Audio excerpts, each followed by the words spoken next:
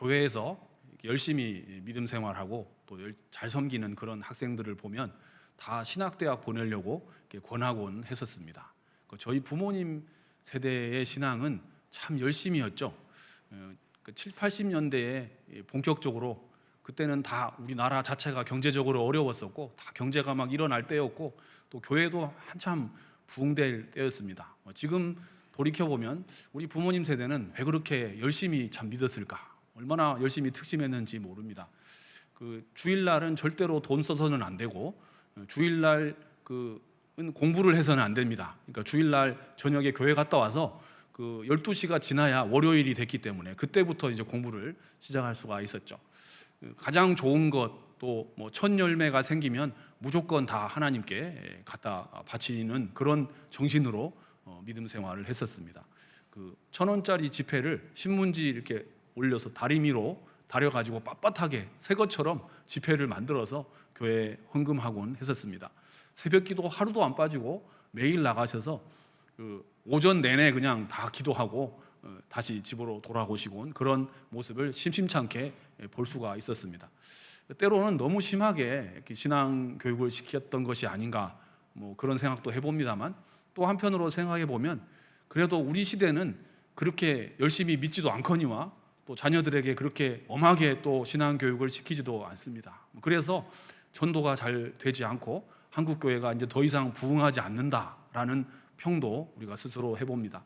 그런 점에서 보면 그래도 우리 시대의 교회가 이 정도 유지가 되는 비결은 우리 부모님 세대에 정말 전심으로 하나님께 그의 얼굴을 향하여 오직 하나님께서 은혜 주시기를 구했던, 어차피 믿을 거면 열심히 믿어야 된다, 새벽부터 밤늦게까지 정말 하나님 섬기는 신앙으로 살았던 우리 부모님 세대로부터 물려받았던 신앙의 유산으로 우리가 먹고 살고 있는 게 아닌가 하는 또 생각을 해봅니다. 그러면 또 우리 다음 시대는 어떻게 할 것인가, 또 그 점에 있어서는 많은 또 반성도 또 노력이 필요하겠다 하는 생각도 해봅니다.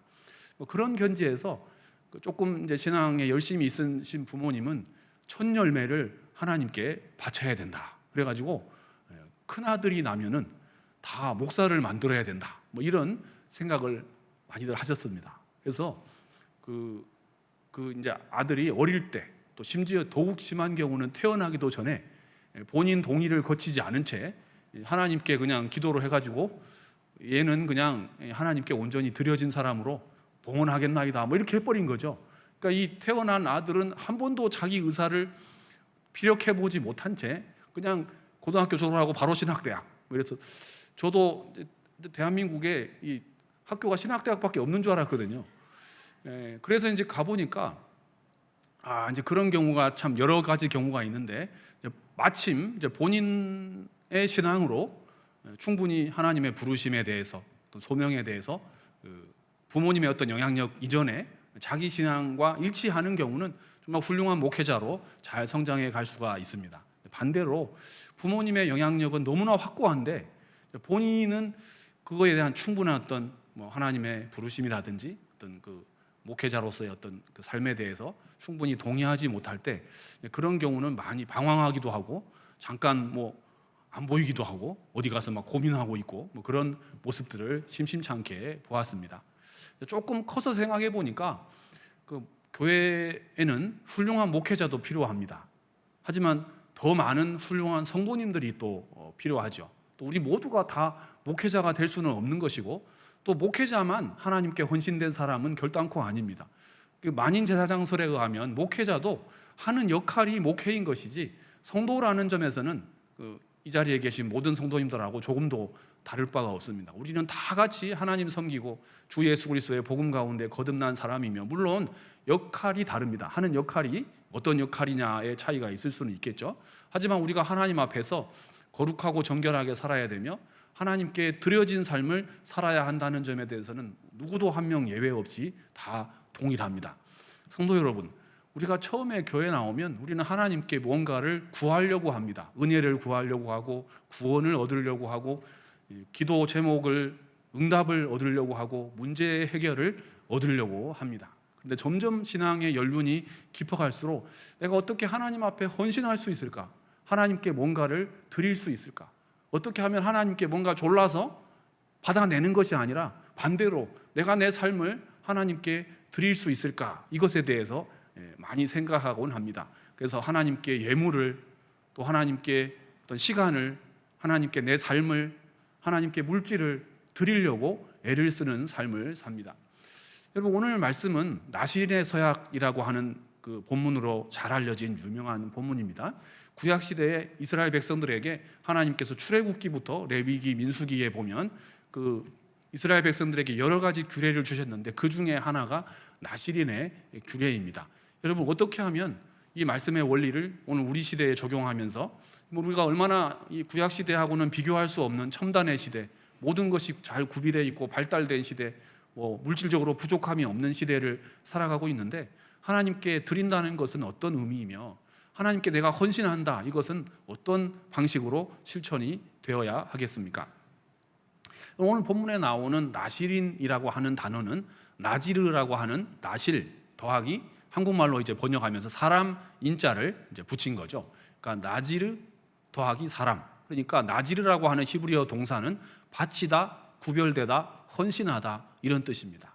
사람 인자가 붙었으니까 나실인은 그야말로 특정한 기간 동안 혹은 그의 일생 동안 하나님을 위해서 특별한 어떤 일을 위해서 구별되어서 헌신된 사람, 하나님께 바쳐진 사람, 하나님께 드려진 사람, 그런 의미입니다. 성경에 보면 도처의 나실인들의 이야기가 나옵니다. 구약 성경에 보면 사무엘, 또 사사들 중에 삼손, 사사들은 말할 것도 없고요. 또 세례 요한, 사도 바울도 어떤 의미에서는 나실인이죠. 성경에 나오는 위대한 인물들, 특별히 하나님께 쓰임 받았던 한 시대를 변화시켰던 위대한 인물들은 대체로 다 나실인이었습니다. 나실인으로서 살아간다는 것은 대단한 영광이기도 하고 또 하나님 앞에 드려진 삶을 산다는 점에서 아주 특별한 사람이기도 합니다. 그런데 오늘 본문은 나실인의 규례를 세 가지로 요약 정리해 주고 있습니다. 여러분, 나실인은 어떤 규칙을 따라야 합니까? 나실인은 어떤 것을 할 수 없으며 어떤 삶을 살아야 합니까? 첫 번째 나실인의 규례는 포도주와 독주를 멀리해야 합니다. 여러분, 포도주와 독주를 이제 우리 시대로 말하면 이제 음주에 해당이 되는데요. 우리 학생들이나 청년들 이렇게 신앙지도 해보면 질문이 참 많습니다. 여러 가지 고민이 많죠. 그 중에 대표적인 것이 음주하는 것이 과연 성경적이냐, 비성경적이냐, 이런 질문을 참 많이 합니다.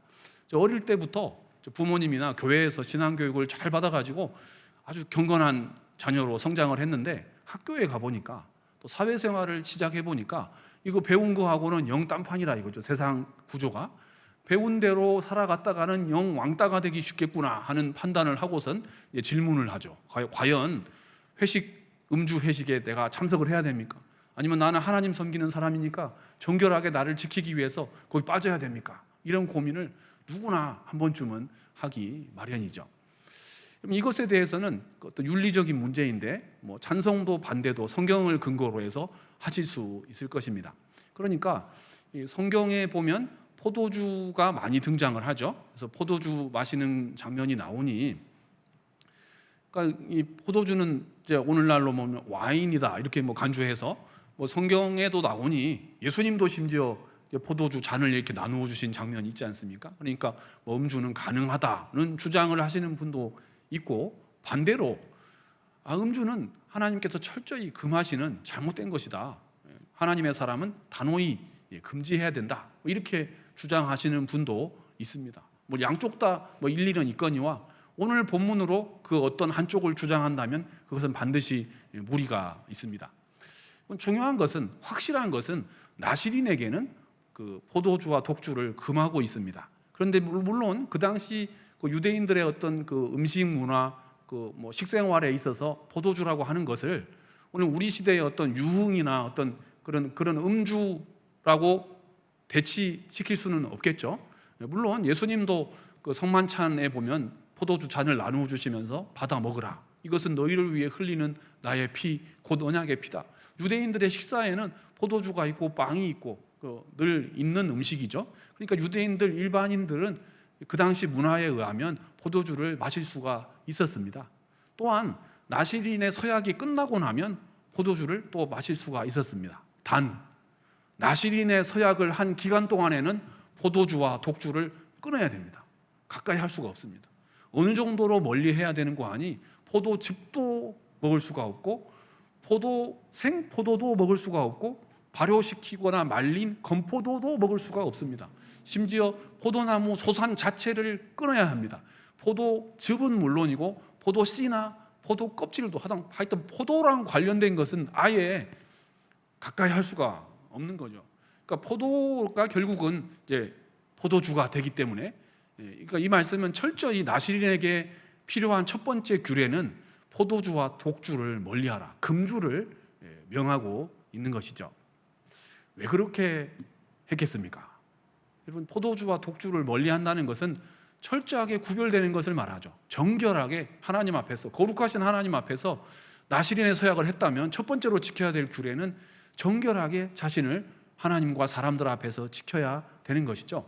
뉴스를 이렇게 보시면 꼭 큰 사건, 사고, 범죄 행위의 그 이면에 보면 음주가 항상 들어있죠. 음주한 상태에서 교통사고를 낸다든지 큰 범죄에 연루가 된다든지, 그러니까 이것은 양쪽이 다 있죠. 그걸 통해서 어떤 건강을 추구할 수도 있지만, 어떤 화목을 추구할 수도 있지만, 또 큰 범죄의 발단이 되기도 한다는 점에서 우리가 하나님께 예배하기 위해서, 하나님 앞에 뭔가를 헌신하기 위해서는 금주하고 자신을 정결하게 지키는 것이 당연히 필요한 일이기 때문에 구약 시대부터 하나님께서 나시린에게 금주를 정확하게 규정하신 것이죠. 두 번째, 오늘 본문에 나오는 나시린의 규례는 무엇입니까? 머리에 그 삭도를 대지 말라. 그러니까 머리카락을 자르지 않는 것을 말합니다. 사사기에 보면 그런 장면이 종종 나오죠. 가령 사무엘의 어머니 한나가 하나님께 이제 서원 기도를 합니다. 하나님, 저에게 아들을 주시면 제가 그로 하여금 그가 평생에 포도주와 독주를 멀리하고 삭도를 그의 머리에 대지 않을 것입니다.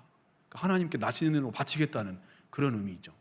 삼손의 아버지가 이제 마노아인데, 마노아 부부에게 하나님의 사자가 나타나가지고 아들을 낳을 건데, 이 아들은 포도주와 독주를 멀리하고 기타 등등 다른 규례들을 지킬지니라, 이렇게 하고 떠나갔단 말이죠. 사사시대의 사자들의 특징, 특히 삼손을 보면 잘 떠올릴 수가 있습니다. 나시린은 머리카락을 그 서약한 기간 동안에 자를 수가 없습니다. 나시린은 대체로 머리가 길겠죠. 그러면 주변 사람이 저 사람은 왜 저렇게 머리가 길까? 나시린인가 보다, 이렇게 금방 그 외모에 있어서 표가 금방 나기 때문에 이 사람이 나시린의 서약을 했다는 사실을 자기 스스로도 알 수 있거니와 주변의 다른 사람도 알 수 있는 것이죠. 삼손을 보면 좀 흥미로운 대목입니다. 머리카락 길이하고 하나님 앞에 헌신된 것하고 무슨 관련이 있을까요? 오히려 머리를 짧게 자르고 또 결단된 마음으로 하나님 앞에 또 정결하게 깔끔하게 오는 게 더 헌신된 삶에 유익하지 않을까요? 근데 하나님께서는 그 머리를 자르지 말라, 이렇게 말씀하신 거죠. 그러니까 삼손을 우리가 떠올리면 삼손은 특징이 이제 머리가 긴데 그의 어떤 괴력, 삼손의 특징은 이 감당할 수 없는 괴력이지 않습니까? 그 괴력이 어디서 나온다고 우리가 알고 있는 걸 하면 그의 머리카락에서 그의 힘이 나온다라고 우리가 알고 있습니다. 그런데 여러분, 그가 가진 힘은 그냥 그 피트니스 열심히 해가지고 무거운 거 번쩍 들어올리고 이 정도 힘이 아니라, 그 블레셋 군대, 그 당시에 이스라엘의 문제는 블레셋 군대가 늘 쳐들어와서 약탈을 해가고 늘 괴롭게 했죠. 그래서 블레셋이 아주 강한 군대가 잘 조직된 나라인데 그 나라와 늘 적국 관계에 있었습니다. 그러니까 삼손의 사명은 블레셋을 무찌르고 이스라엘을 구원하는 그 시대의 어떤 그 영웅이죠. 하나님의 임재가 임할 때 삼손은 얼마나 큰 괴력을 발휘했는고 하니, 맨손으로 블레셋 군대 정규군 300명을 혼자서 상대할 정도로 괴력의 사나이였죠. 나귀 턱뼈 하나 들고 그냥 300명 혼자서 해결하는 그 정도 사람이었습니다. 성문을 뽑아가지고 성문을 어깨에 메고 산 위에까지 올라갈 정도로 괴력의 사나이였죠. 근데 그가 언제 괴력이 생깁니까? 아무 때나 막 힘이 생기는 게 아니라 성경에 보면 하나님의 신이 감동할 때, 하나님의 임재가 임할 때 그가 괴력을 발휘해서 적군을 무찌르고 하나님 백성을 구원해내는 그런 사사의 역할을 감당할 수가 있었죠. 그럼 그가 여호와의 신이 감동되었다는 그런 것은 이미 여전히 나시린의 서약 가운데 있다는 겁니다. 그러니까 이 머리카락을 자르지 않고 머리카락을 길게 유지하고 있다는 것은 삼손이 여전히 나시린의 서약 가운데 있다는 것이죠. 하나님, 저는 나시린입니다. 저는 하나님 앞에 나시린의 서약을 한 사람이고 저는 여전히 오늘까지도 이 나시린의 서약 가운데 있습니다. 하나님, 저에게 힘을 주십시오. 제가 이 적군을 무찌를 수 있도록 저에게 임재해 주십시오. 그러면 대번에 하나님의 신이 감동되어서 그가 나가서 적군을 무찌를 수가 있었죠. 그런데 간교한 꾀에 의해서 그 머리카락이 잘려나가고 말았습니다. 머리에서 힘이 나오는 것이 아니라 하나님의 신에 감동될 때, 성령님이 임재할 때 힘을 발휘하는 것이죠. 머리를 잘랐다고 하는 것은 이제 나시린의 서약을 깨뜨려 버렸다는 것이죠. 더 이상 나시린이 아니라는 것입니다. 나시린의 규례를 어긴 게 되는 것이죠. 더 이상 하나님의 신이 감동하지 않습니다. 그러니까 그는 한 사람에 불과한 것이죠. 더 이상 맷돌을 돌리지도 못하는, 어떤 힘도 발휘할 수 없는 그런 평범한 사람이 되고 말았습니다. 마지막 순간에 하나님, 한 번만 나로 강하게 하사, 이전에 나시린의 규례를 지킬 때 저에게 주셨던 하나님의 임재를 한 번만 더 허락하사 나로 하여금 이 원수를 단번에 갚게 해주십시오. 하나님께서 그의 기도로 응답하셨죠. 한 번 더 강하게 하사, 한 번 더 그에게 감동을 하사 그에게 괴력이 있을 수가 있었습니다. 머리카락에서 힘이 나오는 것이 아니라 나시린의 서약으로 인한 하나님의 그 언약에 신실하게 있을 때, 하나님의 임재가 임할 때 그가 괴력의 사나이가 되는 것이죠. 그런 점에서 구약의 많은 사사들은 이 하나님과의 어떤 나시린의 서약, 그 규례, 이것을 지키면서 하나님의 그 신의 감동에 의해서 하나님께 크게 쓰임받을 수 있는 사람이 되었습니다. 세 번째, 나시린에게 지켜야 될 규례가 무엇입니까? 그것은 시체를 가까이 하지 말아야 되는 겁니다. 오늘날은 그 장례하는 어떤 그런 시스템이 잘 갖추어져 있기 때문에 병원에 간다든지 장례식장을 이용한다든지 할 수가 있습니다만, 옛날에는 그런 저런 게 없었기 때문에 가족 중에 할아버지, 할머니, 또 어머니, 아버지 상이 날 수가 있습니다. 그러면 주로 가족들이, 그 가까운 일가 친척들이 그 장례를 하는 모든 과정을 진행할 수밖에 없죠. 그런데 나시린의 서약을 했다고 해서 그 기간 동안에 부친상, 모친상, 할아버지, 할머니 돌아가시지 말라는 법이 없습니다. 나시린의 서약을 했지만, 그런 기간 중에 있지만 상이 날 수가 있는 거죠. 그러면 당연히 가족들이 그 시신을 이렇게 또 세마포로 감싸기도 하며 장례의 절차를 진행해야만 합니다. 그런데 나시린은 어떻게 해야 됩니까? 나시린의 서약을 한 기간 동안에는 시신을 가까이 할 수가 없습니다. 부친상이 나도 모친상이 나도 그 시신에 접촉을 할 수가 없는 것이죠. 여러분, 이 규례는 좀 인간적으로 봐서는 좀 심했다 싶은 느낌이 들 정도입니다. 그런데 왜 나시린에게 시체를 가까이 하지 못하게 했습니까? 첫 번째는 위생적인 의미가 있습니다.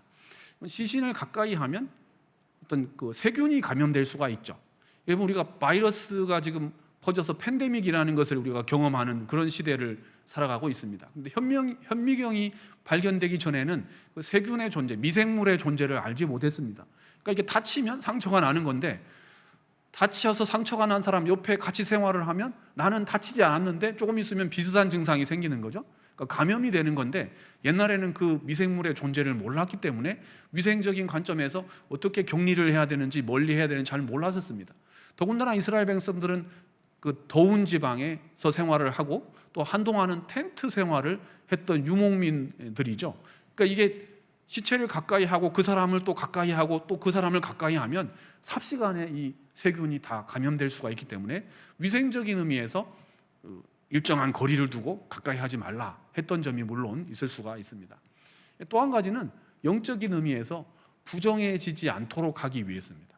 레위기 율법에 의하면 부정해지는 경우가 있는데, 대체로는 부정한 것과 접촉하면 부정해집니다.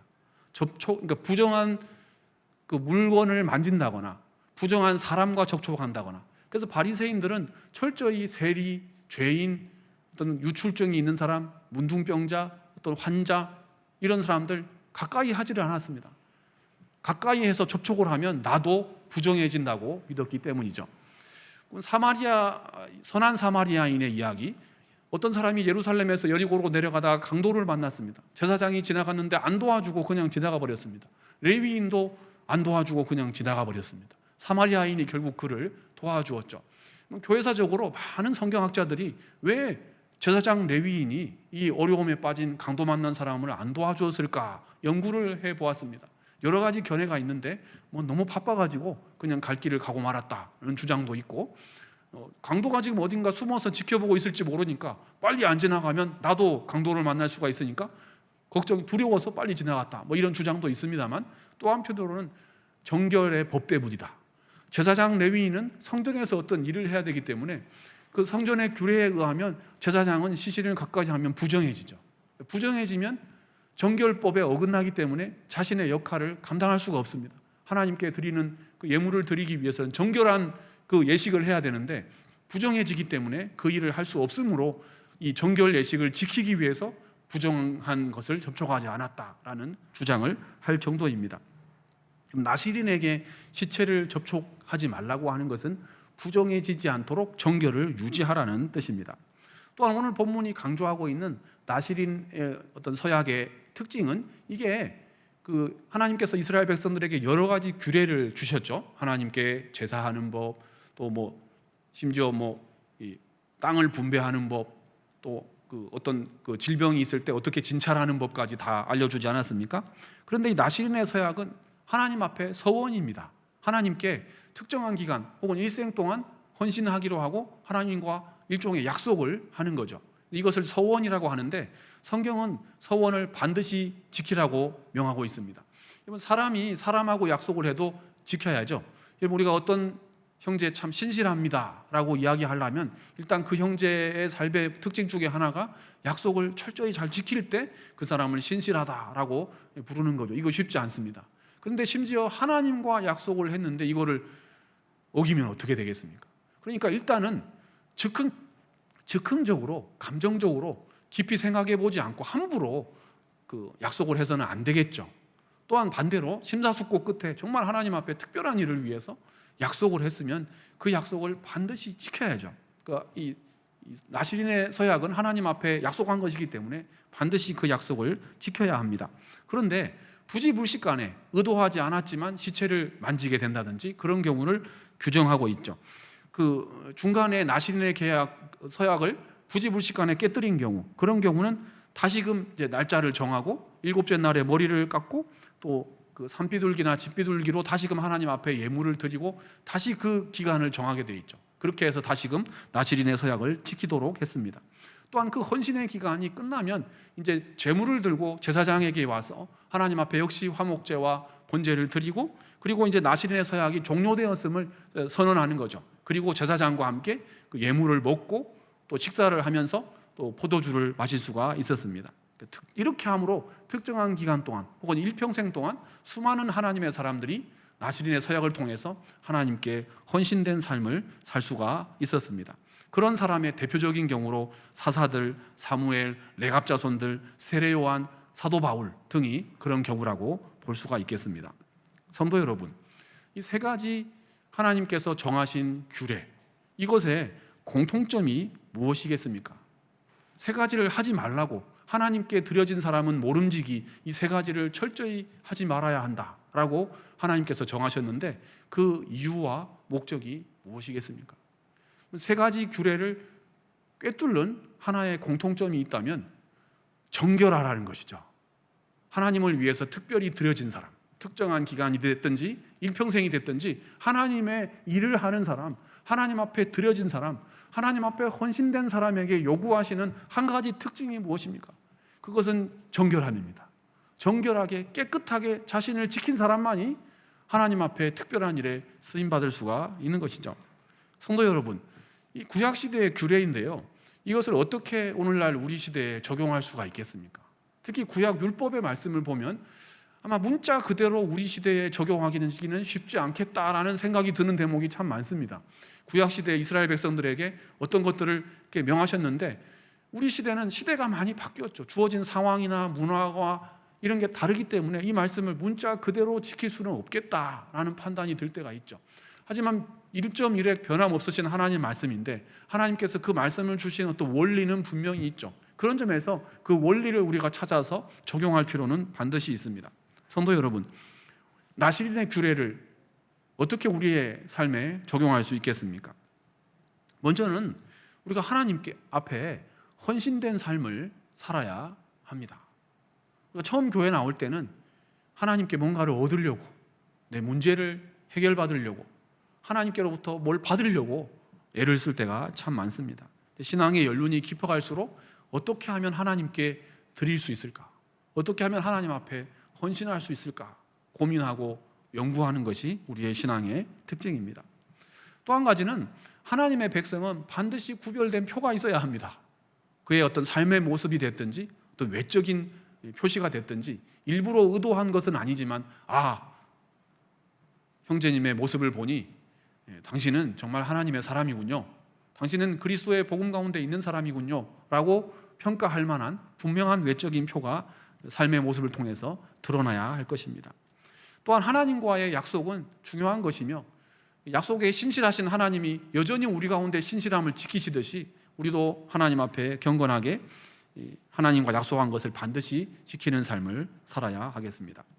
성도 여러분, 저는 이 나시린의 규례에 대한 이 본문을 읽으면서 하나님께 드린다는 것이 과연 무엇인가? 하나님께 헌신한다는 것이 무엇인가? 실제로 우리가 우리 언어 생활 중에 많이 쓰는 표현이기도 하고 찬양 가사에도 많이 나오는 대목입니다. 성도의 삶의 목적이 무엇입니까? 하나님을 영화롭게 하는 것이죠. 하나님을 기쁘시게 하는 것이죠. 그냥 내가 내 유익을 위해 살아가는 것이 아니라 하나님께 드려진, 하나님께 헌신된, 하나님께서 기쁘게 받으심직한 그런 삶이 되어야 한다는 것은 누구나 동의하는 사실일 것입니다. 그래서 보통 우리는 하나님께 예물을, 시간을, 어떤 삶을, 또 물질을 드리려고 애를 쓸 때가 참 많습니다. 그런데 하나님은 전능하신 분이시고 소비를 하시지 않는 분입니다.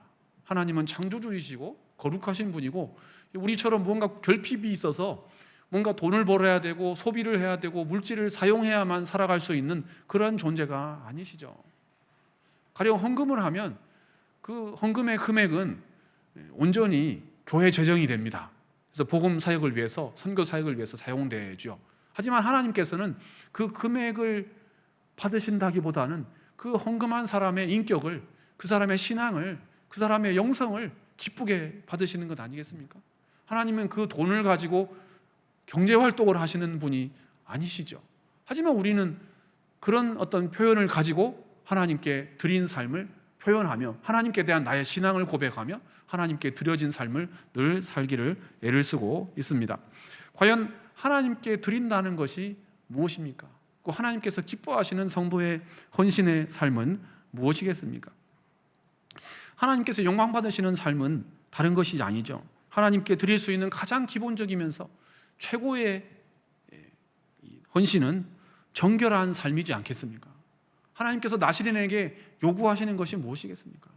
정결하게 자신을 지키고 하나님 앞에 거룩한 자로 서기를 원하는 것이죠. 하나님께서 이스라엘 백성들에게 내가 거룩하니 너희도 거룩하라. 하나님 우리가 거룩하기를 원하십니다. 제가 이 말씀 그 한 구절 때문에 한 달 넘게 고민했던 적이 있습니다. 하나님은 거룩하신 분이고 우리에게 거룩함을 원하시는데 우리가 하나님처럼 거룩할 수는 없겠지만 경건하게 살기 위해서 애를 써야 되지 않겠습니까? 그런데 매일의 삶을 되돌아보면 TV를 틀어도 또 길거리를 지나가도 뉴스를 봐도 이 세상에서 어떻게 정결함을 유지하면서 살아갈 수 있을까 하는 고민이 들 때가 참 많습니다. 교회사적으로 보면 수도원 운동이라는 것이 있습니다. 그러니까 이거는 물론 비판도 많죠.